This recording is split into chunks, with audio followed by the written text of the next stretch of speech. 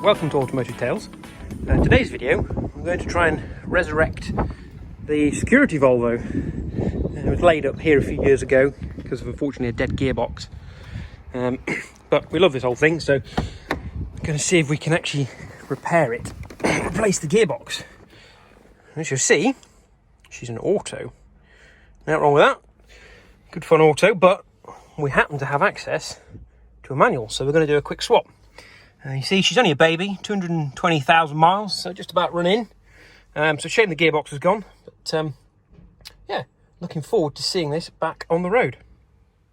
So there's a whole heap of history with this car and the reasons as to why we want to put it back on the road, but that's subject to another Automotive Tales video, so tune back in for that later on. As you can see, she's been here for a little while. She's in somewhat of a sorry state.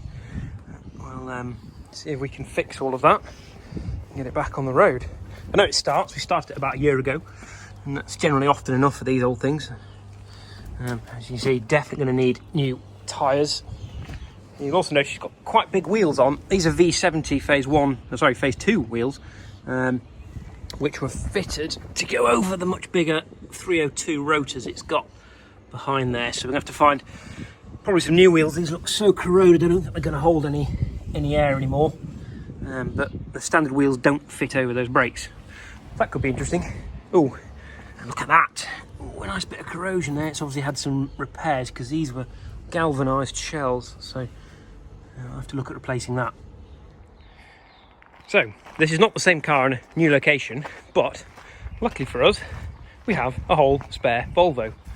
For some reason, these are still relatively cheap cars to buy.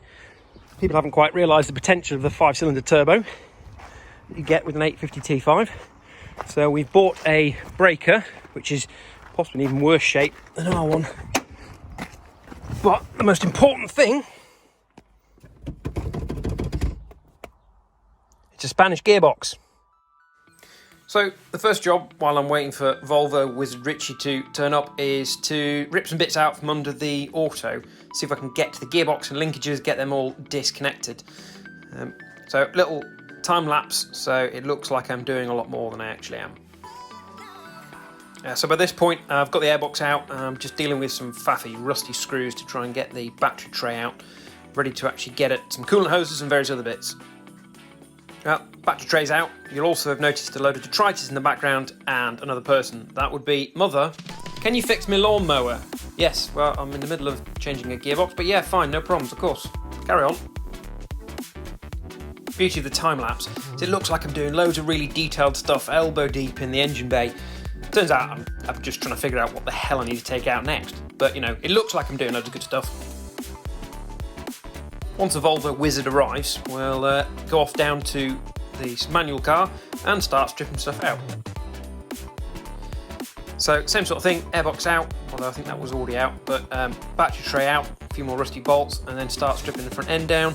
See if we can get the gear linkages disconnected, and then we can pull the centre console, pull the linkages through into the cabin, and then we're pretty much done with the donor car for today. Gearbox will come out tomorrow or another day, I think, because that's a bit of a monster job. Need to get the car in the air for that. It's always nice to see a little mountain of parts appearing in front of a car on a time-lapse. Looks like we're at least doing something. So what we're faffing with here is getting the driver's seat out so there's a little bit of space to work, because it's really right in the way when you've got to get underneath the dashboard and pull the pedal box out. And then once that's out of the way, we get the centre console opened up and start pulling it all through. As usual, this is massively fiddly, lots of trim bits to get out of the way. Okay, over to the passenger side next to pull the plate on the bulkhead where the selector cables run through. A bit fiddly just behind all the carpets, but once that's free, we should, in theory, be able to pull the cables through. Come on then.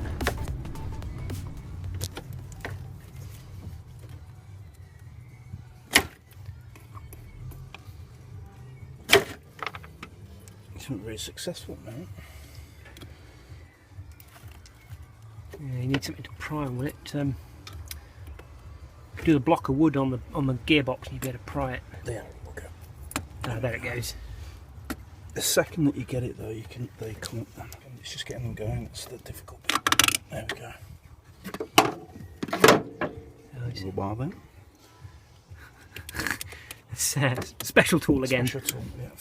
Nice and bent into shape. The correct usage for the job that it was designed for. So there's one. It did move, so it just needs a bit more of a wiggle. Yeah, persuading.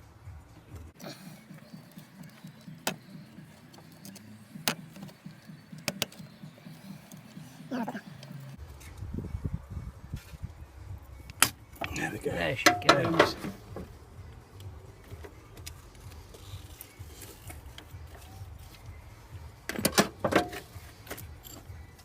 That's it. Gear linkage is freed. Yeah. Almost. When they come off the gearbox.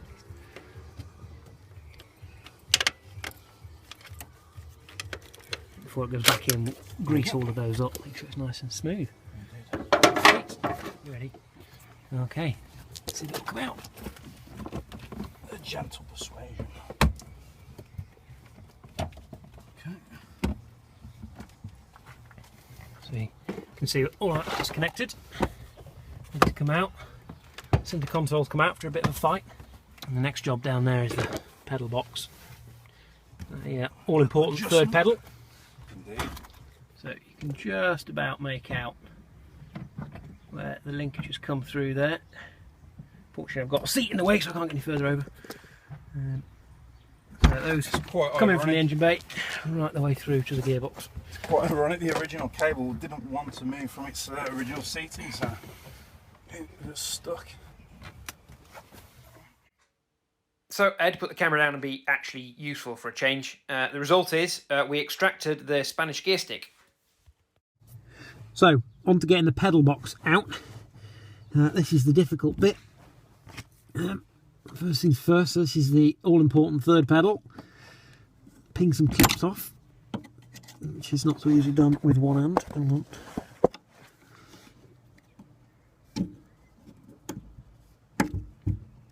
Come on, you sod.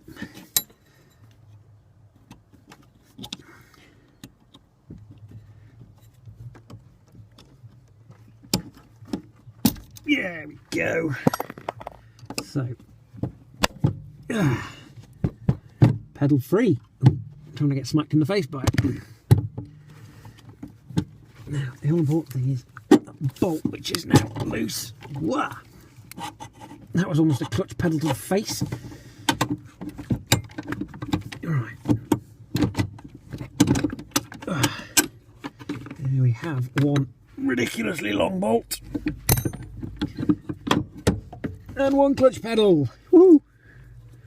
Well, that was only ridiculously difficult while upside down on the footwell. Right. There's the clutch lever. Bloody hell, that's stiff. And that one is the brake master right there. So, and that's the brake switch. I might have that off as a spare.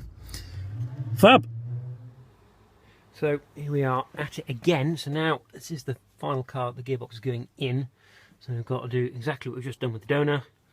All the centre console's got to come out, auto shift off, expose all of that and get the linkages out, panels out from underneath here so that we can get to the pedal box, get rid of that big fat pedal and get the third pedal in. And to do so we're probably going to take the seat out just so we've got some room to hang upside down in the footwell because that's a horrible job. So, time to get on. So, interesting fact for you about the 850. The 850 had two generations. There was a pre and post OBD. This is a 96 car, so it's one of the very first that has OBD2. And in the centre console here, you'll see this nice little money tray. It's quite useful for sticking pound coins in when you need to pay for parking. If you pop that out, you will see one of the very first OBD ports. Pretty cool for a car from 1996. Unfortunately, we've got to take all of this out because it's all in the way. So we'll be using trusty Torx. This is a T-15, which seems to hold pretty much everything together on a Volvo. It's all Torx, which is annoying. So right, here goes. So, sorry it's a bit dark in this video, but I wanted to show you something really interesting I found. So, this is a little piece of foam here. This appears to be wedged between these loom connectors and the bits of plastic that form the back of the centre console. Now, this wasn't in the donor car or any other 850 I've taken apart before. I'm fairly aware this was a demonstrator, and And it suggests that maybe when they build cars as demonstrators, maybe they add in a little bit of extra padding or dampening to stop any squeaks or rattles, make it sound a bit firmer. I wonder if that's what's going on here. Depends whether this car's ever been apart before, but that's interesting. I've never seen that before in 850. So, yet another oddity of this car. I've only ever seen this in one 850 before. It's also an auto, so I wonder whether that's the running theme here. But this great big yellow block is actually a big old lump of steel wrapped in rubber, so it's, I guess, a vibration damper. But strange it's fitted to some cars but not to others. It's a heck of a heavy thing as well. But, we shall leave it. I don't want anything vibrating around and making noise, but it seems like an odd thing to have. So, as the light fades, we've got the auto shifter out, so off into the workshop to refurb the bits come out of the manual car. If you've enjoyed the video, do please like, share and subscribe to see more Automotive Tales content.